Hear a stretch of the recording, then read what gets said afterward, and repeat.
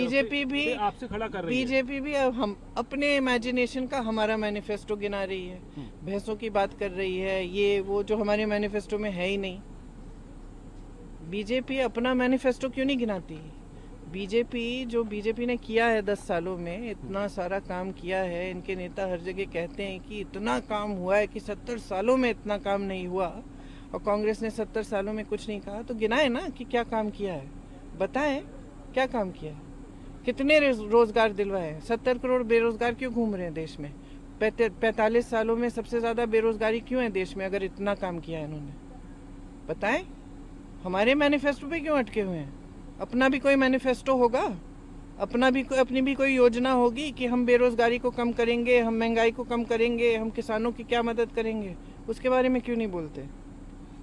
उनकी सनक है कांग्रेस पार्टी, मोदी जी की भी यही बातें करते रहते हैं और हमेशा ध्यान भटकाने की बात करते हैं।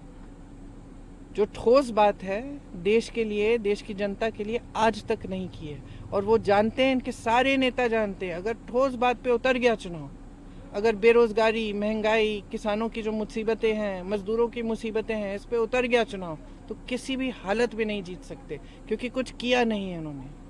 कह रहे हैं वोट जिहाद, वोट विकास। स्मृति ईरानी कह रही है कांग्रेस की लेगेसी ये रही है कि हिंदुओं की पॉपुलेशन कम हो गई, उसके साथ साथ आप भी वही फिजूल की बातें कर रहे हैं। रिजर्वेशन की बात वो कह रहे हैं कि हम आएंगे तो रिजर्वेशन, हम मुसलमानों का रिजर्वेशन कम करेंगे। संविधान बदलने की बात किसने की? किसके प्रत्याशियों ने की? किसके मंत्रियों ने की? कौन से मंत्री के साथ मोदी जी रोड शो कर रहे थे जिसने कहा कि हमें 400 सीट दोगे तो हम संविधान बदलेंगे? किसने कहा ये? क्यों बदलना चाहते हैं संविधान? संविधान अधिकार देता है, आरक्षण देता है, आंदोलन का अधिकार देता है। इसलिए बदलना चाह रहे हैं क्योंकि जनता को कमजोर करना चाह रहे हैं, क्योंकि इनका पूरा प्रयास 10 सालों से ये रहा है कि लोकतंत्र को कमजोर करेंगे ताकि इनकी सत्ता बनी रहे। क्योंकि क्या जो परिस्थितियां बन रही हैं इस देश में, जनता समझ रही है, जनता जानकार है, जागरूक बन रही है, जनता समझ रही है कि अगर इस तरह से चलता जाए तो लोकतंत्र भी संकट में है।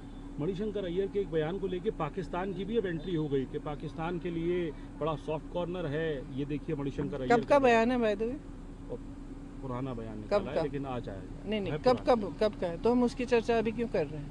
क्योंकि ये चुनाव कहाँ है? भारत में है, पाकिस्तान में है? तो हम पाकिस्तान की चर्चा क्यों कर रहे हैं?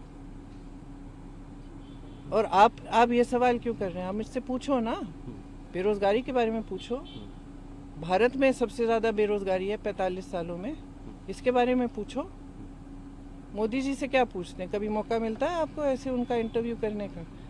चुपचाप बैठे रहते हैं, 2 कुर्सियां लगा के, जो चाहते हैं वही पूछते हैं और उसमें हाँ में हाँ मिलाते हैं। उनसे पूछिए कि पाकिस्तान की बात क्यों कर रहे हैं? भारत में चुनाव है। सीटें कितनी दे रही हैं आप इस पूरे? अगर चुनाव ठीक ढंग से होगा तो 200 से ज्यादा नहीं मिलेंगे, अगर गड़बड़ करेंगे तो भगवान जाने क्या कर सकते हैं। हमसे जुड़े रहने के लिए हमारे YouTube चैनल को सब्सक्राइब करें और नई वीडियो की नोटिफिकेशन के लिए बेल आइकॉन को दबाएं। अगर आप ये वीडियो Facebook पर देख रहे हैं तो लाइक जरूर करें और ज्यादा से ज्यादा शेयर करें। धन्यवाद।